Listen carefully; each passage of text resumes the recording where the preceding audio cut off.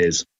More evidence emerging of the tremendous damage that lockdowns and other restrictions have had on the cognitive development of infants. This time it's the Royal College of Speech and Language Therapists sounding the alarm bell. The Telegraph reports experts said that repeated lockdowns had left young children without the chance to play and learn how to communicate, setting back their development. Assessments show that 1 in 5 children are not meeting expected standards by age 2.5, with thousands likely to need help such as speech and language therapy. A recent report by Ofsted came to a similar conclusion. Investigators found that infants who were surrounded by adults wearing face masks for much of the past 2 years has damaged their learning and communication abilities. Those turning 2, quote, will have been surrounded by adults wearing masks for their whole lives and have therefore been unable to see lip movements or mouth shapes as regular. The restrictions also left toddlers struggling with crawling, using the toilet independently and making friends. Therapists are unable to keep up with the demand. They're being flooded, with one speech therapist reporting a 364% increase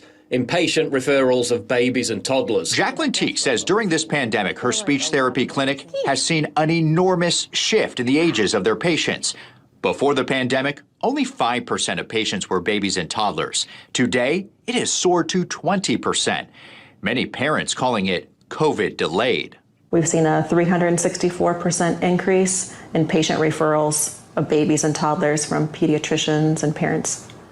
And they are children that are having a difficult time speaking. Speech delayed. Babies start learning how to speak by reading lips as young as 8 months.